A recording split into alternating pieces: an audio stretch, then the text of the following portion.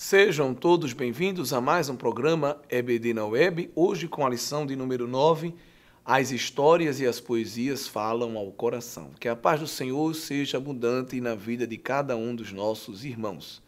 A verdade prática desta lição diz que os livros históricos e poéticos mostram a soberania e a sabedoria divinas. O relato dessas verdades produz fé e esperança em nossos corações. Os livros históricos mostram a soberania de Deus, pois apresentam Deus como guerreiro, como monarca, como soberano, um Deus que defende o seu povo, um Deus que luta com o seu povo, um Deus que governa o seu povo. Essa é a mensagem geral nos livros históricos. Nos livros poéticos, nós veremos a sabedoria divina, pois é um Deus que aconselha o seu povo, um Deus que ensina o seu povo, um Deus que orienta o seu povo de maneira prática acerca das experiências do dia a dia, de como proceder, de como agir na vida, uma vida que agrade ao Senhor. Nós temos aqui mais uma lição que nos fará debruçar sobre outros dois grupos muito importantes de livros das Escrituras Sagradas, os livros históricos e os livros poéticos. Dois livros bastante distintos do ponto de vista literário, mas que, evidentemente, possuem também mensagens claras e evidentes acerca do plano da salvação, que é o fio condutor das Escrituras Sagradas. Nós temos um tópico que trata dos livros históricos, um tópico que trata dos livros poéticos e um terceiro tópico que faz a aplicação da mensagem, né? É importante, repito, que você, professor, divida bem a aula, para apresentar bem o grupo de livros históricos, e o seu conteúdo e o propósito de sua escrita, os livros poéticos, né, com suas características, e faça esse terceiro ponto ser bem interessante e didático, trazendo uma aplicação da mensagem, não é? Que essa é, evidentemente, a principal marca desta lição, é trazer a aplicação da Bíblia para as nossas vidas, não só estar sabendo assuntos e características técnicas das Escrituras, mas, sobretudo, praticá-las em nossa vida. Para praticar, nós precisamos fazer a aplicação. Aquela tríade, aquele tripé que nós temos ressaltado ao longo desse trimestre. É ler, interpretar e aplicar. Em relação aos livros históricos, nós já vimos aqui a apresentação de que são 12 livros, e nós temos aí um conjunto de livros que pode se dividir em 3 subgrupos. Nós estamos colocando aí para lhe ajudar. Os livros que tratam do governo teocrático, aquele em que não havia ainda a monarquia instituída em Israel, mas eram líderes que Deus levantava de maneira esporádica para dirigir o seu povo diante de uma situação, e depois que essa situação passava, o povo, infelizmente, ao invés de se aproximar de Deus, se afastava. Então, o livro teocrático cobre o período de Josué, de Juízes principalmente, e de Rute, né? No livro de Juízes nós vamos ver aí um período de tempo de alguns séculos em que, ao longo desses séculos, Deus vai levantar vários juízes para defender o povo contra nações inimigas que eram levantadas por causa do pecado do povo. Aí o povo se aproximava de Deus, orava, clamava, Deus dava o livramento e o povo novamente entrava neste ciclo de desobediência. O período teocrático monárquico vem com os livros de 1º e 2º Samuel, 1º e 2º livro dos reis e 1º e 2º livro das crônicas de Israel. São os livros que vão apresentar basicamente a história dos reis que passaram sobre a nação, com os seus altos e baixos, né? Período também de muita oscilação espiritual. É chamado de teocrático monárquico porque a monarquia de Israel era uma monarquia teocrática. O rei representava a Deus. O rei não tinha uma característica de absolutista, como outras grandes monarquias mundanas, não é? O rei não fazia o que queria. Ele deveria obedecer ao soberano maior, que era o rei, o nosso Deus.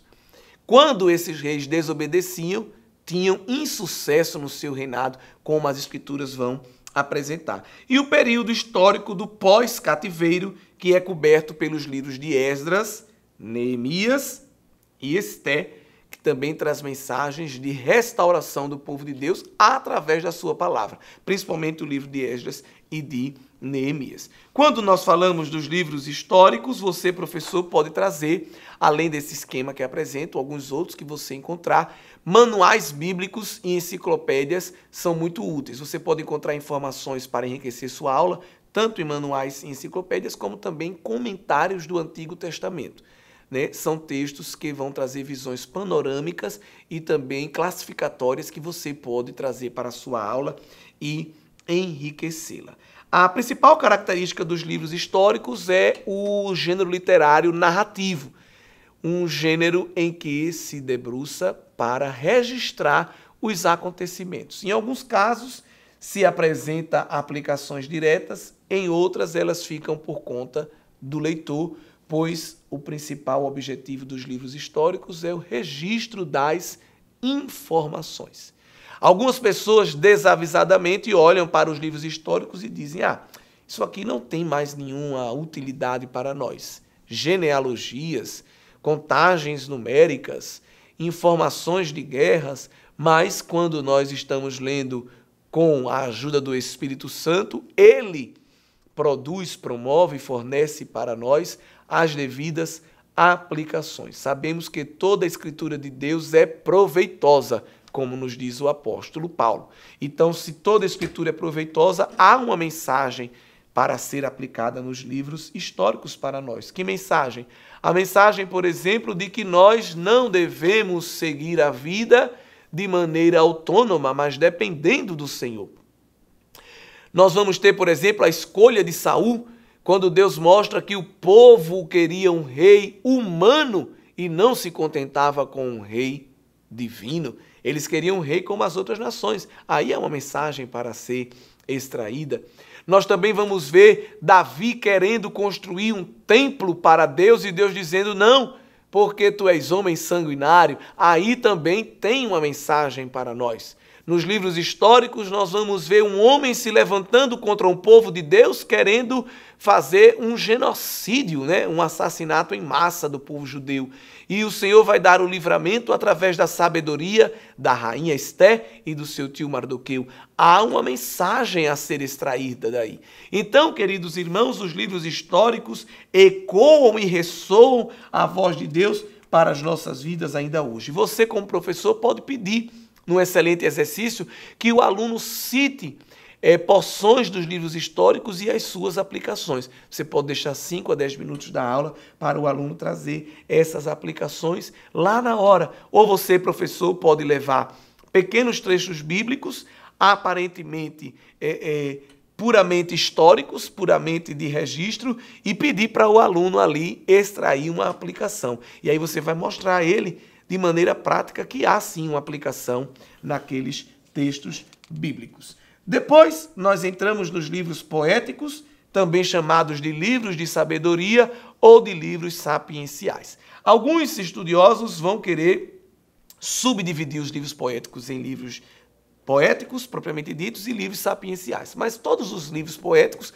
podem ser considerados também livros sapienciais. Inclusive o livro de Salmo, que é um livro puramente poético, também pode ser considerado um livro sapiencial, um livro de sabedoria, pois há salmos de instrução também. Nós estamos colocando aí no rodapé alguns desses salmos, como, por exemplo, o Salmo 1, Salmo 34, Salmo 119, que são salmos de sabedoria, salmos instrutivos. Por isso que esse grupo de livros pode ser chamado de livros de sapienciais, tá bem? São, como vocês estão vendo aí, 5 livros: Jó, Salmos, Provérbios, Eclesiastes e Cantares de Salomão. São livros cujo conteúdo é escrito em linguagem que se caracteriza pela emoção, pelo ritmo e pela metáfora. Essas são as principais características dos livros poéticos. Os livros poéticos, eles vão ser escritos com um tipo de literatura bastante diferenciada, principalmente porque ele se assenta numa visão da poética hebraica.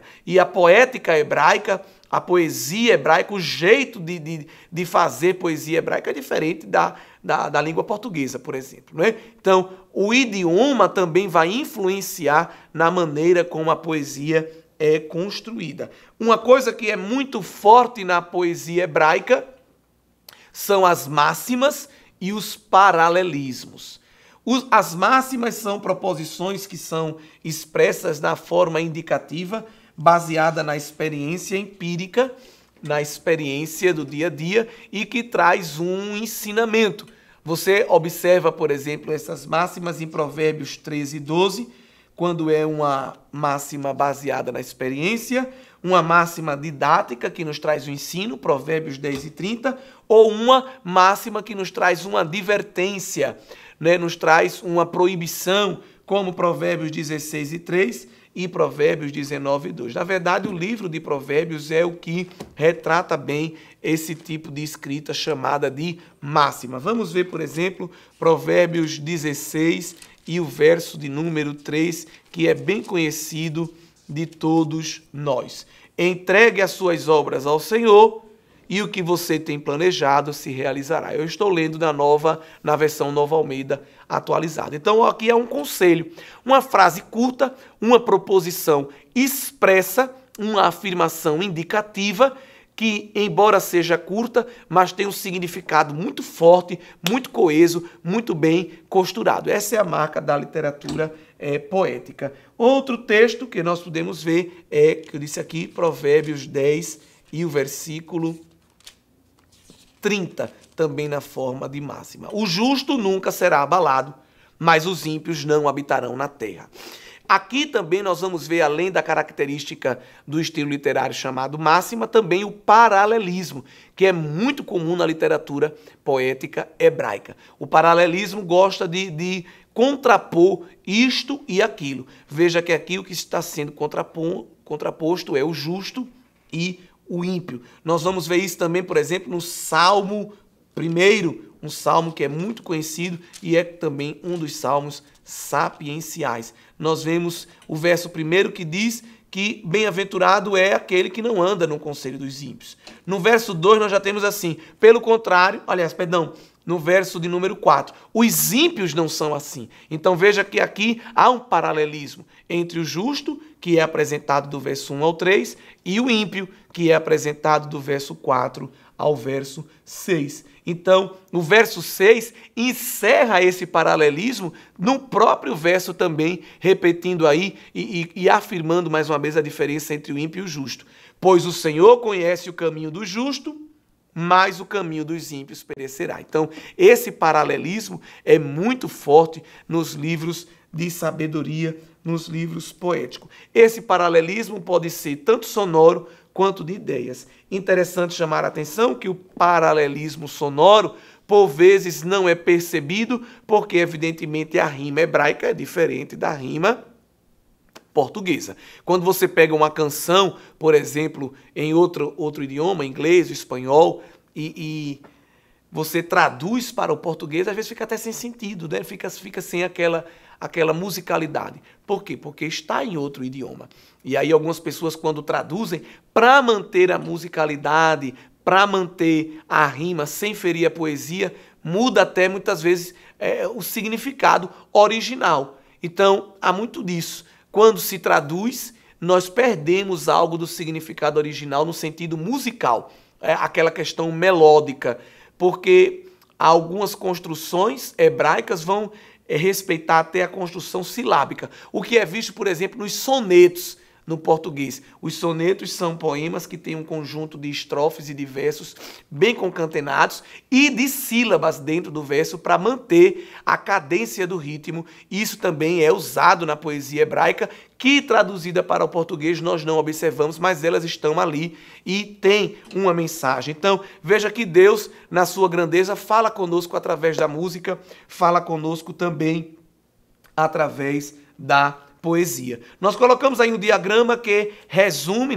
baseado em um autor, não é de autoria nossa, mas que resume a mensagem central de cada livro poético. Em Jó, nós temos a bênção através do sofrimento. Em Salmos, o louvor através da oração. Em Provérbios, a prudência através do preceito. Em Eclesiastes, a verdade através da vaidade. E em Cantares, a bem-aventurança através da união. Enquanto em Jó, Deus se revela mostrando a sua defesa, a sua graça, o seu livramento para o justo. Em Salmos, que é um livro riquíssimo, nós vamos ver Deus agindo em meio às lutas, em meio aos sofrimentos também, e em meio à adoração. Em Provérbios, nós vamos ver Deus orientando o homem a obedecê-lo para obter a sua bênção. Em Eclesiastes, um tratado filosófico, Deus exortando o homem a não se apegar às coisas do aqui e do agora, que são passageiras, mas olhar para a eternidade. E em Cantares, o homem ter um bom relacionamento conjugal para desfrutar da bem-aventurança, da bênção, da presença de Deus no seu relacionamento. Então, é riqueza olhar para esses dois grupos de livros,